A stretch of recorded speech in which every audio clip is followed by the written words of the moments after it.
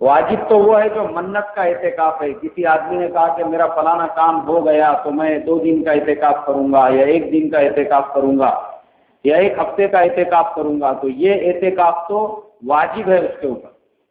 اس کا وہ کام ہو گیا تو اب اس آدمی پر وہ 2 دن کا اعتکاف کرنا واجب ہو گیا. اگر نہیں اعتکاف کرے گا تو وہ گنہگار ہوگا. ایسے ہی نماز کا بھی مسئلہ ہے کہ کسی آدمی نے اگر نیت کی کہ میرا فلانا کام ہو گیا تو میں 10 رکعت نماز شکرانہ پڑھوں گا, تو وہ نماز اب اس پہ واجب ہو گئی. اگر وہ نماز نہیں پڑھے گا تو وہ کیا ہوگا بھائی؟ گنہگار ہوگا. یا پھر کسی نے نیت کی کہ میں نفل روزہ رکھوں گا, تو فرمایا کہ اب روزے کی نیت کی ہے تو وہ روزہ بھی اس پر واجب ہو گیا.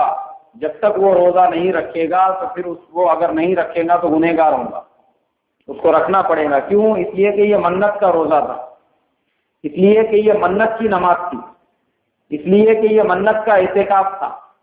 تو منت ماننا یہ جائز ہے اسلام میں. منت ماننا کیا ہے بھائی؟ جائز ہے اسلام میں, بلکہ سنت ہے یہ, بلکہ صحابہ کا طریقہ ہے کہ آدمی منت مانے. کس سے منت مانے؟ اللہ سے منت مانے کہ اے اللہ میرا فلانا کام ہو گیا تو میں 10 دن کا اعتکاف کروں گا. میں نے فلانے کمپنی میں جاب کے لیے اپلائی کیا ہوں, اگر مجھے سمجھو وہاں پہ میرا اپوائنٹمنٹ ہو جاتا ہے تو میں 10 دن روزے رکھوں گا یا 10 رکعت نفل نماز پڑھوں گا. یا اے اللہ میں نے فلانے کام کے لیے جو ہے درخواست دی ہوئی ہے, یا اے اللہ میرا فلانا کام ہے, میں حج کو جانا چاہتا ہوں مگر میرا نمبر نہیں آ رہا ہے, میرا نمبر آ گیا تو میں اس کے شکرانے میں 3 دن کے روزے رکھوں گا. تو نماز کی منت ماننا اور روزے کی منت ماننا اور پھر اعتکاف کی منت ماننا یہ تو سنت ہے. کیا ہے بھائی یہ؟ ہاں یہ سنت ہے. یہ جو بھی منت ماننا ہو وہ کس سے ماننا چاہیے؟ اللہ سے منت ماننا چاہیے. اللہ کے علاوہ کسی دوسرے سے منت ماننا یہ شرک ہے, گناہ نہیں ہے, یہ حرام بھی نہیں ہے, یہ فسق بھی نہیں ہے اور فجور بھی نہیں ہے, بلکہ ڈائریکٹ اس کے اوپر علماء کا فتویٰ اور قرآن میں اللہ کا ارشاد ہے وما اہل به بغیر اللہ. اللہ کے علاوہ سمجھو کسی غیر اللہ سے اس نے منت مان لی تو اب اس آدمی نے کیا کیا بھائی؟ شرک کیا. جیسے کسی نے منت مان لی کسی بابا کے پاس جا کے کہ مجھے اگر نوکری ملے گی تو میں بابا کو جو ہے 11,000 روپئے کا ہدیہ دوں گا, تو فرمایا یہ کیا ہے؟ شرک ہے. یہ کسی درگاہ پہ جا کے اس نے منت مان لی کہ میرا فلانا کام ہو جائے گا یا مجھے بچہ ہوگا یا کچھ بھی ہوگا تو میں حضرت کے نام سے بکرا کاٹوں گا اور ایک نئی چادر چڑھاؤں گا, تو فرمایا یہ کیا ہے؟ شرک ہے. یہ جائز نہیں ہے اسلام میں, یہ حرام سے بھی بڑا گناہ ہے, یہ شرک ہے. جیسے بہت سارے لوگ درگاہوں پہ جا کے وہاں پہ تاگا بن کے آتے, بولے منت کا تاگا ہے, اور بہت سے ہاتھ میں تاگا باندھتے. یہ یہودیوں کا طریقہ ہے, غیر ایمان والوں کا طریقہ ہے, یہ اللہ کے آگے جھکنے والوں کا طریقہ نہیں ہے, بلکہ یہ جو ہے 360 کی پرستش کرنے والوں کا طریقہ ہے. ہاتھوں میں دورے دھاگے باندھ کے پھرنا اور کڑے باندھنا ہاتھوں میں, منت کا کڑا ہے بولے. یہ حرام ہے اور شرک ہے. یہ منت ماننا سنت ہے. کیا ہے بھائی منت ماننا؟ مگر منت کس سے مانی جائے گی؟ اللہ سے منت مانی جائے گی. جیسے حضرت ابراہیم علیہ السلام نے منت مانی, حضرت اسماعیل علیہ السلام کی قربانی دینی, سمجھ میں آئی نا بات؟ اور قربان بھی کیا انہوں نے اپنی منت کو پورا کرنے کے لیے, مگر اللہ تبارک و تعالیٰ قربانی مانگتے ہیں, قربانی لیتے ہیں کیا؟ نہیں لیتے. تو منت ماننا سنت ہے, مگر کس سے منت ماننا چاہیے؟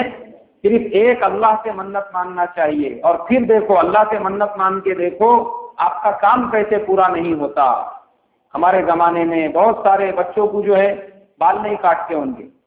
کیوں نہیں؟ بولے حضرت منت کے بال ہے, بولے یہ بال جو ہے فلاں پیر صاحب کے درگاہ پہ جا کے جو ہے کاٹے جائیں گے کیونکہ یہ منت کے بال ہیں. فرمایا یہ شرک ہے. یہ کسی بابا کے نام پہ بال چھوڑ دینا اور کسی بابا کے نام پہ جو ہے گھر ہاتھ میں کڑے باندھنا یا گلے میں جو ہے تعویذ باندھ کے پھرنا, یا پھر جو ہے دارے توگے جو باندھتے ہاتھوں کو جو کیا بولیں گے اس کو تاگے جو باندھتے ہیں اور پیر میں باندھتے ہیں بچوں کے, بولے یہ پیر میں کائے کا کرا ہے تو یہ بھی فلاں درگاہ کا کرا ہے. شرک ہے یہ, شرک. منت مانو مگر منت کس سے مانی جائے گی؟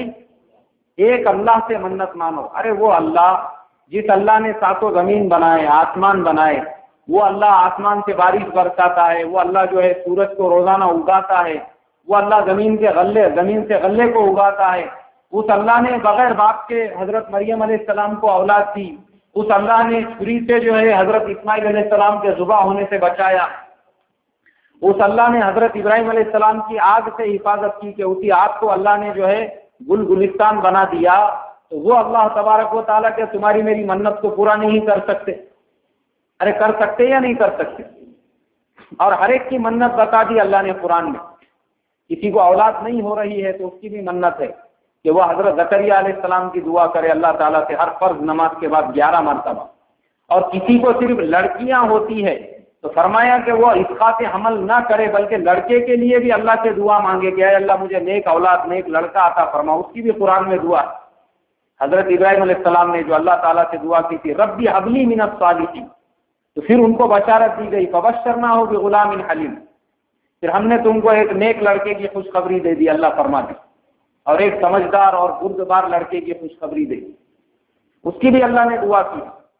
اگر کھیت میں غلہ نہیں پیدا ہو رہا ہے اور زمین بنجر ہے تو اس کی بھی قرآن میں اللہ نے منت آئے تو جو اس کی بھی اتاری ہے کہ اس کی کیا منت ہے، تم اللہ سے وہ منت مانو.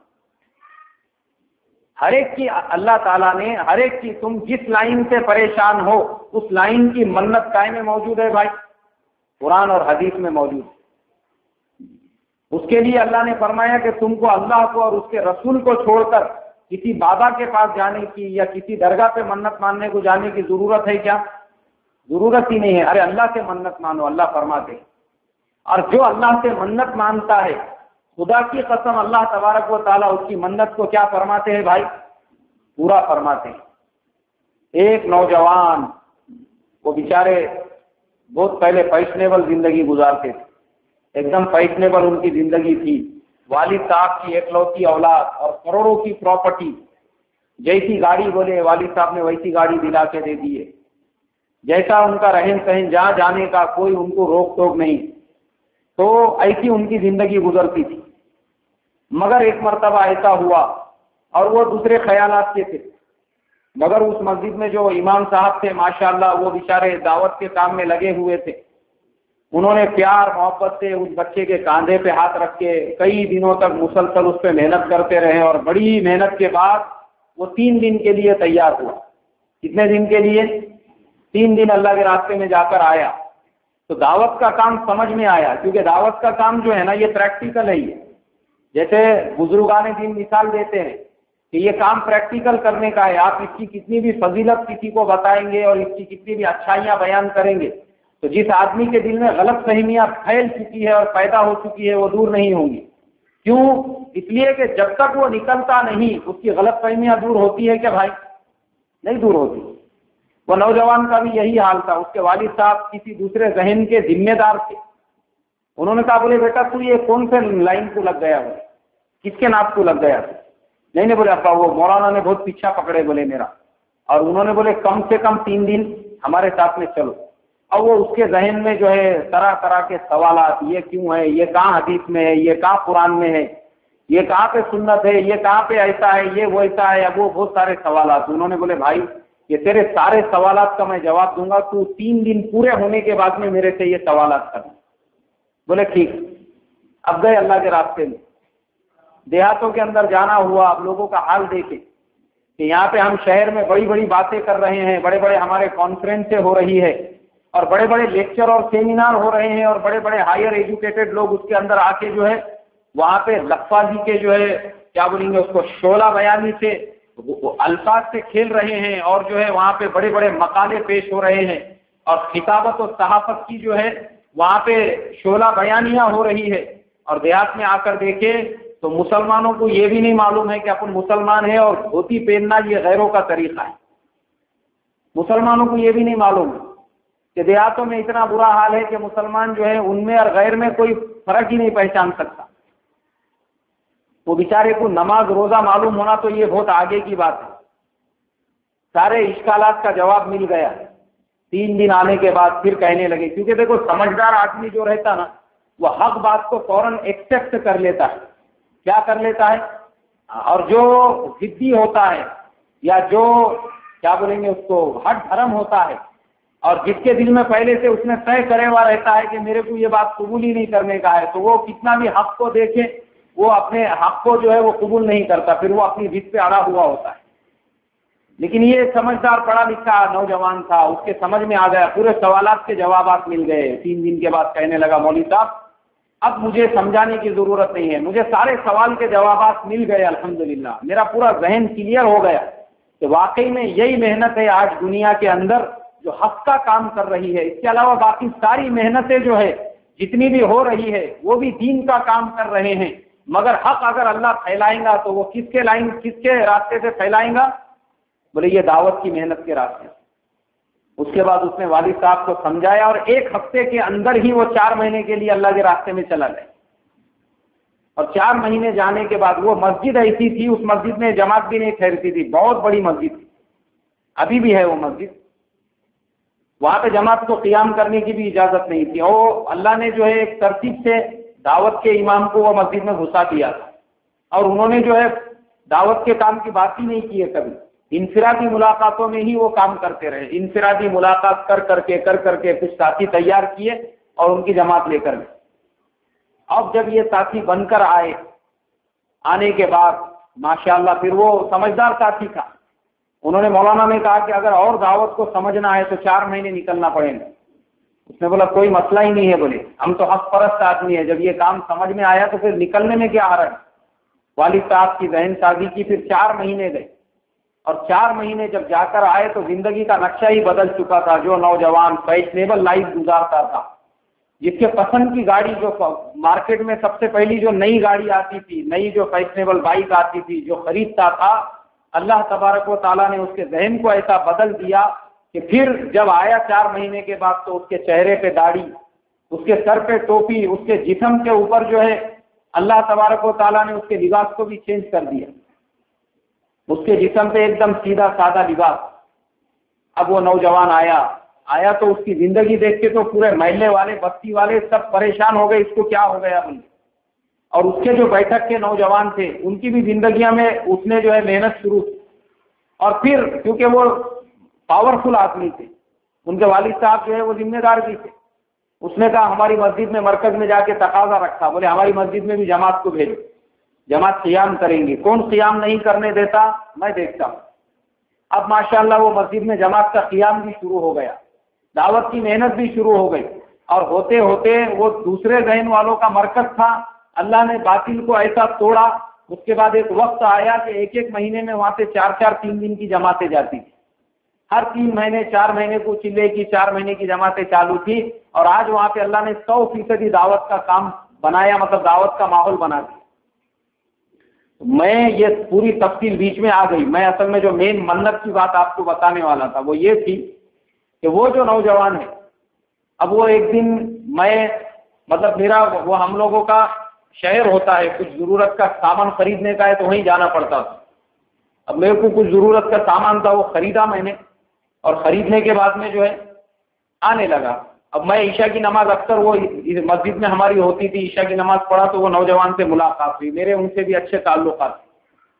مجھے کہنے لگے یار مولانا تم جس مرتبہ بھی آتے ہو اپنی چائے وغیرہ ساتھ میں ہوتی ہے، تھوڑی دیر بیٹھنا ہوتا ہے، بولے آپ کے ساتھ میں گاڑی آنے تک، مگر ابھی میں آج آپ کا ساتھ نہیں دے سکتا. میں بولا کیوں بھائی؟ بولے نہیں میں اعتکاف کی نیت سے مسجد میں بیٹھا ہوں اور میری اہلیہ کی ڈیلیوری ہے. بولے ڈاکٹروں نے یہ کہا ہے کہ اس کا سیزر کرنا پڑے گا اور اس میں اتنا خرچہ آئے گا اور آپ کو جو ہے فلانے شہر کو جانا پڑے گا اور وہاں کا جو اتنا بڑا ہاسپٹل ہے وہاں ایڈمٹ ہونا پڑے گا. مگر میں نے یہ کہا کہ میرا اللہ کی ذات پہ 100% یقین ہے اور ایمان ہے کہ انشاءاللہ نہ سیزر کی ضرورت ہے نہ کسی چیز کی ضرورت ہے. انشاءاللہ جو ہے وہ نارملی طور پہ انشاءاللہ جو ہے ولادت ہوگی. اور میں نے کہا وہ میرا اللہ کی ذات پہ یقین ہے، جو ہوگا خطرہ ہوگا جان جائیں گی وہ سب کا میں ذمہ دار ہوں. اور میں یہ نیت سے اعتکاف کر کے مسجد میں بیٹھ گیا ہوں کہ انشاءاللہ مجھے اللہ کی ذات سے 100% امید ہے کہ جتنے خطرات انہوں نے بتائے ہیں اس میں سے کچھ بھی ہم کو پیش نہیں آئے گا. اور ایسا ہوتا بھی کیونکہ یہ دھندا ہے، کاروبار ہے، یہ بزنس ہے. یہ کسٹمر آنے کے بعد میں جیسا مثال کے طور پہ ایک آدھے میکینک کے پاس میں گاڑی چلی گئی تو وہ اس کے اندر 50 طریقے کے خرچے بتاتا، بولتا آپ کا کلچ بھی خراب ہے، اس کو چینج کرو، بریک کے اندر کے جو لائنر ہے وہ بھی خراب ہو گئے، وہ بھی بدل دو، اور آپ کا جو ہے گاڑی میں یہ بھی پرابلم ہے، اس کو بھی چینج کرو، اس میں ذرا کھڑکھڑ آواز آ رہا، مجھے لگتا ہے گیئر کی چین جو ہے وہ تھوڑی سی ڈھیلی ہو گئی، وہ بھی بدل دو۔ وہ آپ کو پورا خرچوں کا ایک لمبا چوڑا پلیتا آپ کے ہاتھ میں دے دیتا۔ ایسا ہی انسانوں کا بھی حال ہے کہ انسانوں کے میکینک کے ہاتھ میں جب آدمی چلے جاتا تو وہ پوری لسٹ بناتے اس کی، وہ بولتے یار اب اس کو جو ہے کس طریقے سے اس کا لمبا چوڑا خرچہ نکالنے کا۔ تو وہ نوجوان انہوں نے کہا کہ میرا اللہ کی ذات پہ 100% یقین ہے، انہوں نے منت مانی اللہ سے، کہا کہ اے اللہ میں اس وقت تک اعتکاف نہیں چھوڑوں گا جب تک کہ میرے بچے کی نارمل ولادت نہیں ہو جاتی۔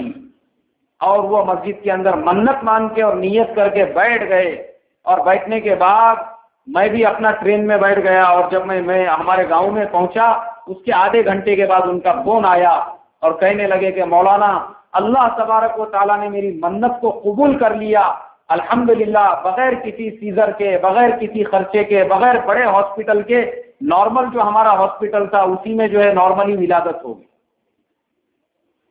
اسے کہتے ہیں یقین، اسے کہتے ہیں ایمان، اور اسے کہتے ہیں منت کا ماننا۔ تو منت ماننا سنت ہے، مگر کس سے منت ماننا چاہیے؟ اللہ سے منت ماننا چاہیے۔ پیروں سے منت ماننا اور پیروں کے نام پہ بچوں کے بڑے بڑے بال چھوڑنا اور ان کی وہاں لے جا کے جو ہے اس کا ٹکلا بنانا، یہ شرک ہے۔ یہ منت مانو، اللہ سے مانو، اے اللہ میں نوکری کے لیے فلانی جگہ میں نے اپلائی کیا ہوں، میرا کام کرا دے، انشاءاللہ میں 10 دن کا اعتکاف کروں گا، یا پھر 10 دن کے روزے رکھوں گا، یا 10 رکعت میں نفل نماز پڑھوں گا، اے اللہ میرے ایگزام میں مجھے جو ہے اچھے پرسنٹیج سے کامیاب کرا دے۔ تو اعتکاف کی بھی 3 قسمیں ہیں، پہلی واجب ہے، دوسری سنت ہے، اور تیسری نفل ہے۔ تو منت کا جو اعتکاف ہے وہ واجب ہے، اگر آپ نے وہ اعتکاف نہیں کیا تو آپ گنہگار ہوں گے، آپ کو وہ اعتکاف کرنا پڑے گا۔